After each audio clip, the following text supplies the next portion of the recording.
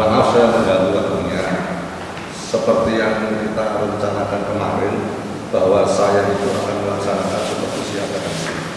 Supervisi akademik itu adalah proses yang memberdayakan dan merupakan pengembangan diri yang dapat meningkatkan performa mengajar dan tercapainya tujuan pembelajaran. Jadi nanti pada tahapan supervisi akademik ini ada 3 tahapan. Yang pertama adalah pra-observasi, kedua adalah observasi, ketiga pasca observasi. Dan percakapan kita ini adalah langkah pertama. Tahap pertama maksud saya yang merupakan pra-supervisi akademik.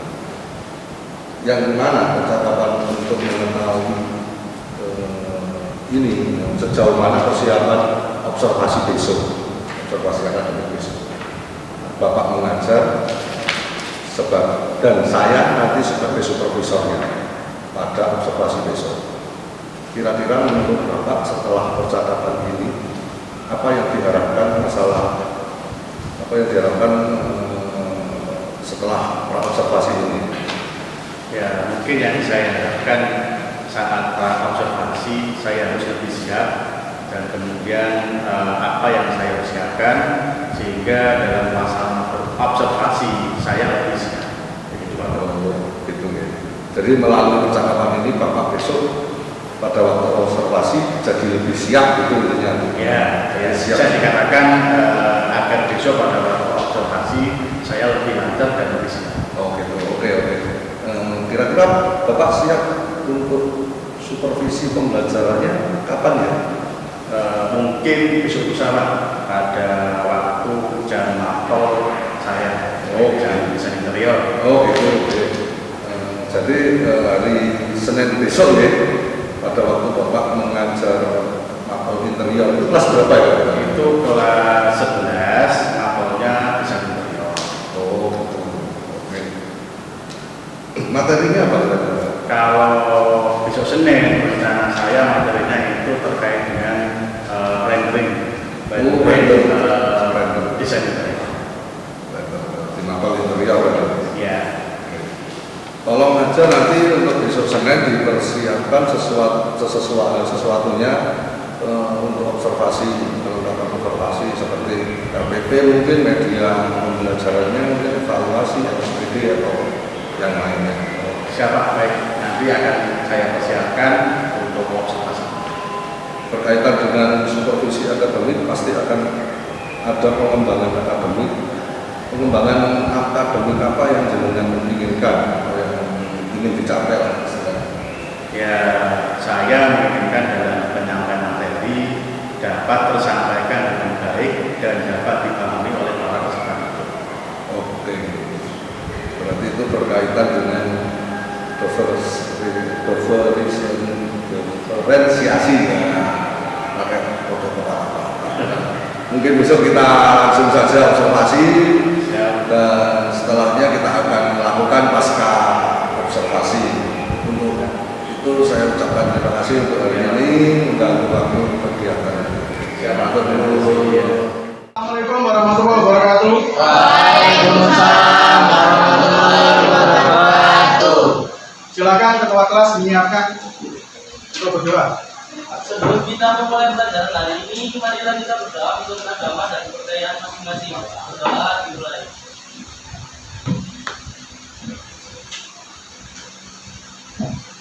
Berdoa selesai. Saya absen dulu ya. Alvin, Ahmad, Azalia, Claudine, Devika, Diaje,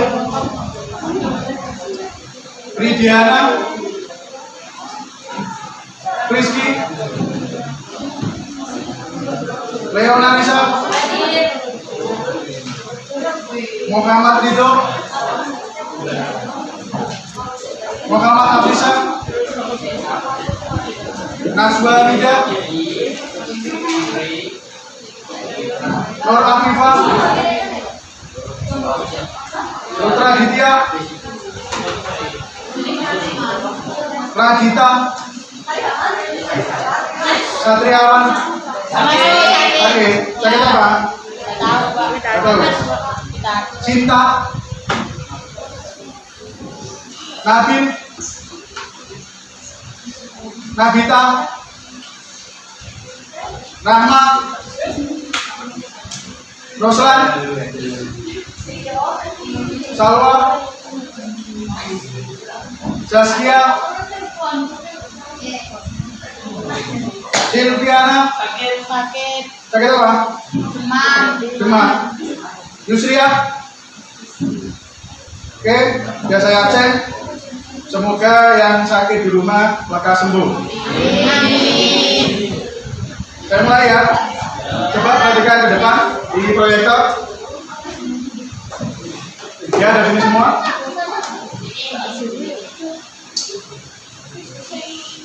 Desain interior ruang tamu dan penataan furniture. Ya.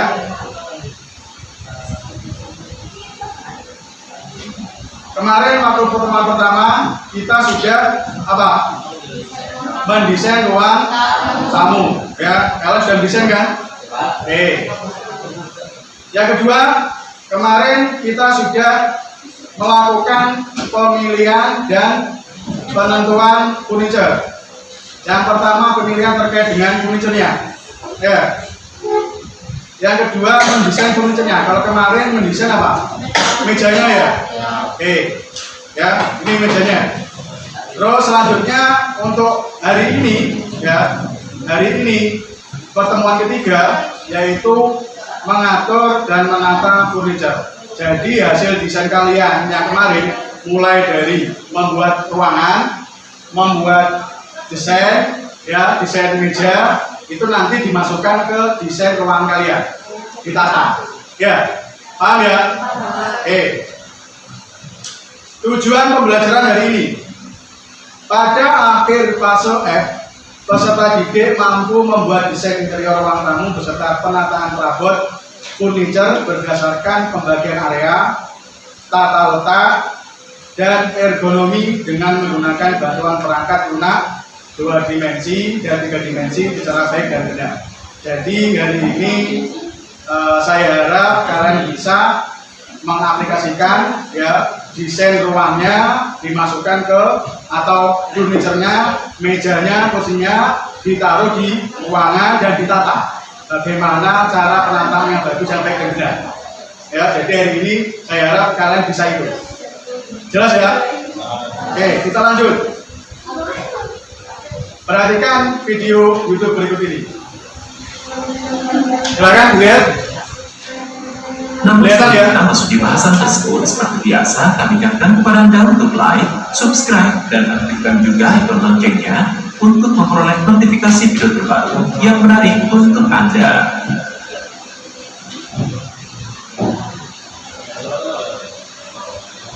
Kehadiran furnitur kini tak hanya berfungsi membantu seseorang dalam beraktivitas, tetapi juga dapat memberi sentuhan keindahan serta memperbaiki interior rumah yang kurang apik. Namun perlu diperhatikan, salah memilih furnitur justru dapat merusak tampilan hunian, khususnya jika penempatannya kurang tepat. Mengatur tata letak furnitur terlihat mudah, tetapi sebenarnya perlu pemahaman lebih. Contohnya untuk desain ruang tamu, ruang utama yang umumnya terdapat lebih banyak furnitur dibanding ruang lainnya, perlu diatur agar unsur nyaman sekaligus indah dapat diraih. Untuk membantu Anda, inilah 6 panduan praktis mengatur furnitur di ruang tamu. Mengutamakan fungsi. Sebelum membeli furnitur ruang tamu, Anda perlu merencanakan dari awal bagaimana Anda akan menggunakan ruangan tersebut. Pikirkan tentang apa yang Anda akan lakukan di sana. Apakah hanya sebagai ruang berbincang bersama tamu atau digunakan juga sebagai ruang menonton televisi bersama keluarga? Ini dilakukan untuk mengantisipasi pembelian furnitur yang non-fungsional. Memperhatikan jalur sirkulasi. Desain ruang tamu tidak akan efektif begitu Anda mulai menambahkan terlalu banyak furnitur. Untuk mengoptimalkan fungsi furnitur ruang tamu, Anda perlu memetakan area lalu lintas terlebih dahulu. Hitung berapa luas ruang tamu dan berapa luas untuk jalur sirkulasi. Dengan begitu, Anda akan mengetahui berapa panjang dan lebar furnitur yang Anda butuhkan. Keseimbangan itu penting. Terlepas dari gaya desain interior yang Anda sukai, Anda harus memperhatikan keseimbangan desain antar furnitur di ruang tamu. Perhatikan secara visual, apakah sofa panjang dengan dua kursi single dan coffee table tampak cocok bila disandingkan bersama? Atau apakah sudah tampak seimbang jika Anda memasang tall floor lamp bersamaan dengan lampu menggantung dan lamp pendant?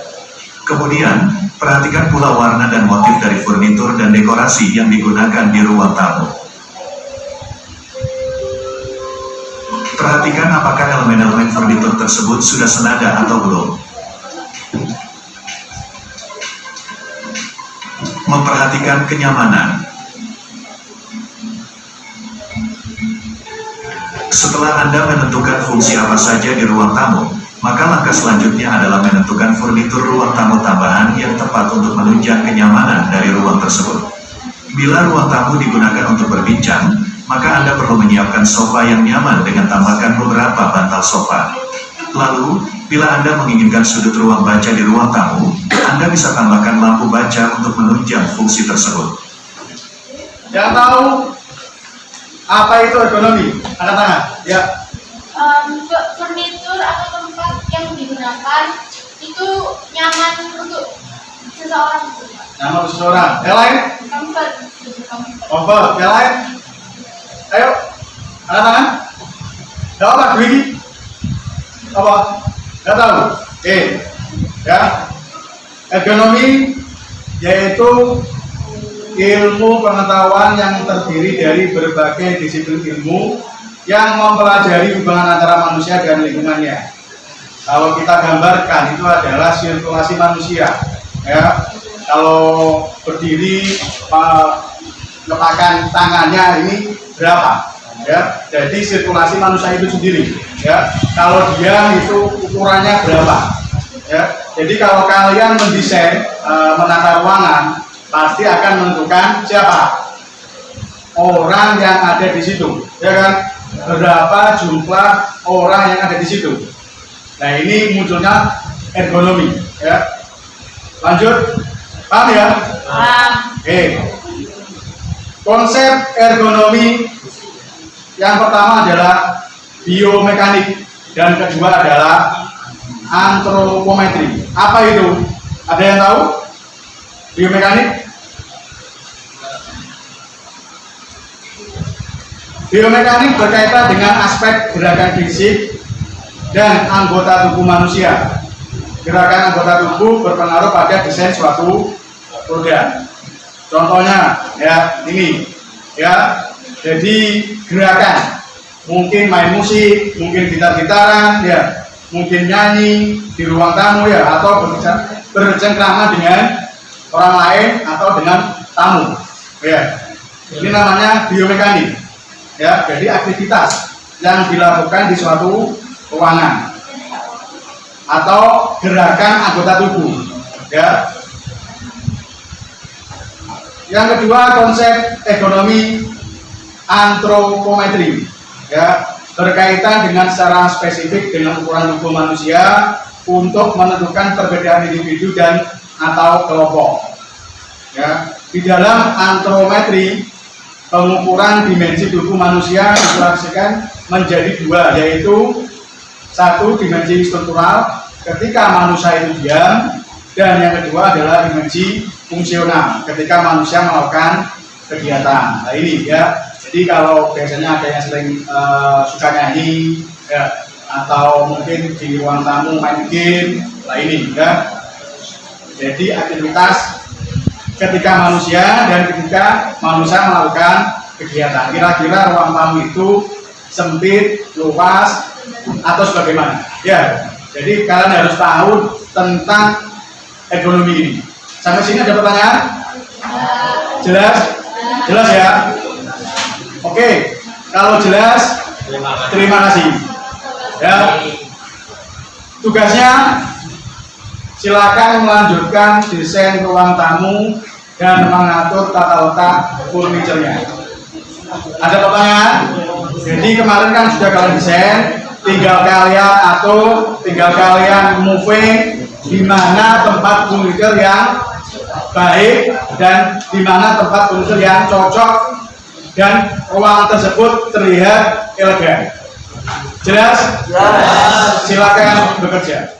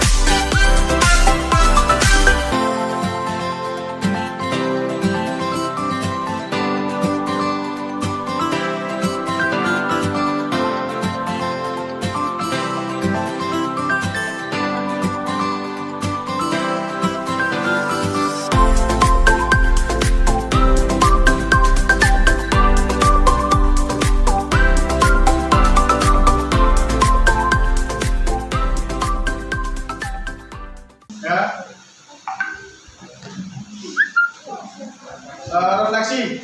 Hari ini kita refleksikan diri kita sendiri. Yang pertama, apakah tujuan pembelajaran tercapai?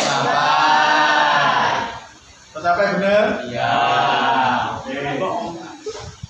Bagaimana kesan Anda setelah mengikuti kegiatan pembelajaran ini? Senang.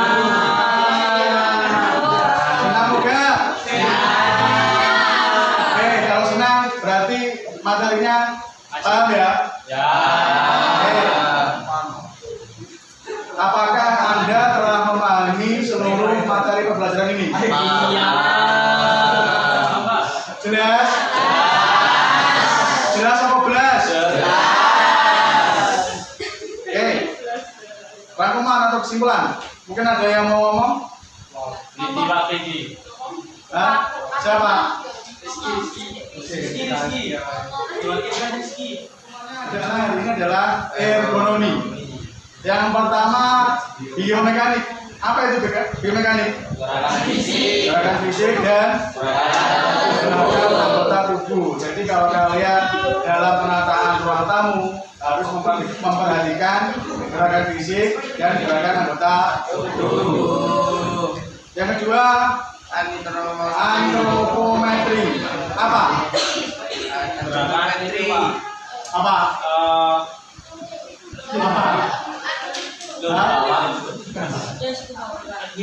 Nah, iya. Apa? Dimensi ketika manusia diam. Ya. Terus yang kedua apa? Kebalikannya diam. Berarti Fungsional. terapkan ke kegiatan. Oke. Motivasi. Ada yang mau ngomong motivasi? Cinta bijak. Ada? Gak ada. istighfar. Karena budaya menumpuk. Apa? Pendidikan akan coba pergi ke sekolah. Kami juga memperluas pengetahuan dalam ilmu kehidupan. Pendidikan bukan cuma pergi ke sekolah dan mendapatkan gelar. Gelarnya apa? Ijazah dong? Ya. Tapi juga soal memperluas pengetahuan dan menyerap ilmu kehidupan. Sampai bertemu di materi berikutnya, membuat desain ruang keluarga. Oke, terima kasih. Silakan sebelum kita mengakhiri kegiatan pada hari ini, ketua kelas pimpin doa untuk mengakhiri kegiatan. Ayo, didengarkan ketua kelasnya. Sebelum kita mengakhiri kegiatan hari ini, marilah kita berdoa menurut agama dan kebudayaan masing-masing. Berdoa mulai.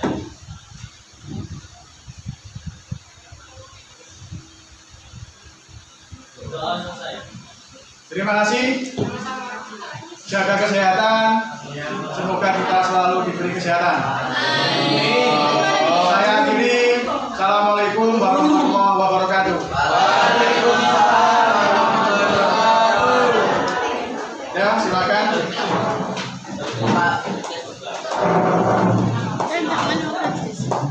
Ya, silakan. Assalamualaikum. Bagaimana kabarnya hari ini Bapak? Alhamdulillah, baik Pak kabarnya. Sekarang kita bertemu kembali setelah tempoh hari kita melaksanakan pra-observasi dan observasi, serta sekarang yang ketiga kalinya adalah pasca observasi. Sekarang kita akan ngobrol pasca observasi tentang kemarin materi pada waktu observasi.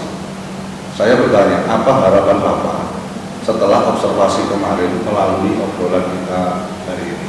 Ya, harapan saya kita bisa sharing dengan terkait dengan pembelajaran yang kemarin yang kita laksanakan dengan baik. Mungkin ada beberapa yang perlu kita perbaiki.